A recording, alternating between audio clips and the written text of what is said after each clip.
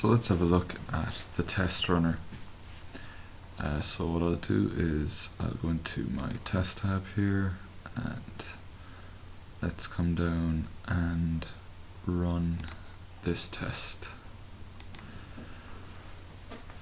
So this is my test runner. At the moment you can see it's floating, but you can also dock it to the left or to the right of the screen for whatever preference you want. I'm just going to leave it float here in the middle at the moment. So when you open up the test runner first, you'll be asked, do you want to start the test? If you haven't got an action recording already created, it will ask, do you want to create an action recording? I already have an action recording associated with this test, so it's giving me the option to overwrite that action recording. We're not going to do that. I'm just going to click on Start Test. So now that my test session has started, you can see I'm getting a little note up here saying that my actions are going to be recorded. So there's a number of different things you can do inside the test runner. You can obviously minimize or maximize it. I can click this button here and it will return me to the testing center. If you need to, I don't know, make adjustments or change something on the main console, you can do it inside here. You can click this button then to return to the test runner, and then click resume as it will pause while it's not in the test runner. So if I click resume again, you can see the different things I have here. So this is where the iterations are listed. So if I had parameters in this test case with multiple lines of data, I would have multiple tests listed here. In this one I don't have parameters, and I have no multiple iterations, so there's just one being listed there. If we come over here, we can see what attachments are associated with this test case, and if there was bugs created during the test, they'd be listed in here also. This little button here allows you to mark the test, so I can mark it as a pass or a fail. I can pause it. I can mark it as blocked if there's something stopping me running the test. I can mark it as not applicable. Moving further down, we can see this is the number of my test case, the work ID number, and the name of it. Here I can press edit, and this will allow me to edit the test. So I'll just click this here, and what it'll do is it'll pause the test runner and it'll open up the test case here, and I can make edits to the steps or to the information, or I can add in a backlog item or create a link, and you can do all that while the test run is open.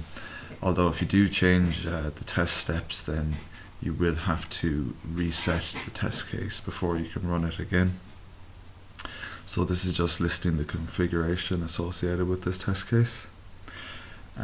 Down here we've got more options. So these are my action recording buttons up here. So if I just wanted to play this will play the first steps. So you can see it's opening up my window there, and it's opened up Internet Explorer. So I'm just going to close this down, and if I was to go down step by step, I could click play on each step. You can also click on this drop down here and you can choose to play all, and that will run the test right down through the steps without stopping on each one. You can also click the preview button here, which will open up a little file, and that shows what action recording steps are associated with each step. So for the Open Internet browser there, it would have had click on the Start button and Open Internet Explorer, and that would be you'd see that it's tied to the different steps. So on these steps we can see that these little buttons, I can mark the test result for each step in the test case. So by clicking on this drop down I can choose pass or fail. You can also just click on the button here and it'll mark it as a pass by default. What else have we got here?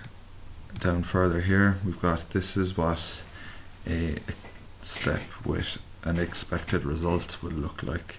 So you can see we've got this little tick here. So if I was to go through this test case and not mark any results, I would have to mark this test step as a pass or fail, or else the test case as a whole would be marked as a fail up here. However, if I didn't have a test step with an expected result, I could go down through each step without marking these and the test would be marked as a pass.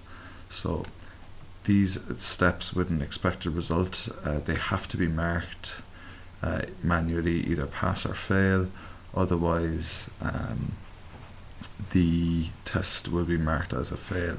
If there was no expected result, the test would be marked as a pass.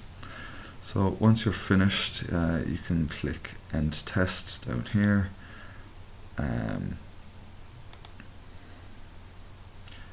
So I think your action recording steps will be listed down there.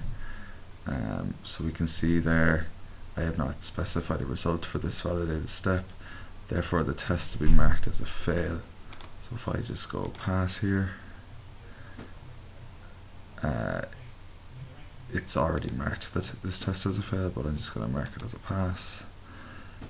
Once you click End Test, you can see the attachments are added. So I've got my system information, my action log, different metadata files. If I created any bugs or anything during this test, they would have been added in there as well. Speaking of adding bugs, these buttons here allow you to do that. So I can click this here to quickly create a bug while I'm in the test. I can also click on this drop down and I can update an existing bug. So if you're running the test and you've come across a known issue and there's a bug already created for that issue, then you can go in and update that bug. It'll just open up a little query here for you to find it. Obviously clicking on Create Bug will open up a new bug window for you to create that bug. Just don't save.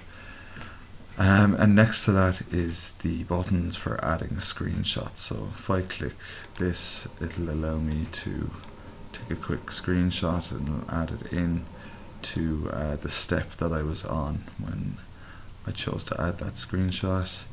And you can choose to capture the full screen, or you can capture just a selection like I did just there. The other little button here will open up this, and this is for taking an environment snapshot. So if you want to get a little summary of the system information, and maybe if you're running in a lab environment, the current state of the environment at that particular stage, you can come in here and take an environment snapshot. You can also add comments to a particular test result and add an attachment, and these little options here will be specific to the test step that you're on when you choose to add them. So that's the different options of the test runner in Microsoft Test Manager.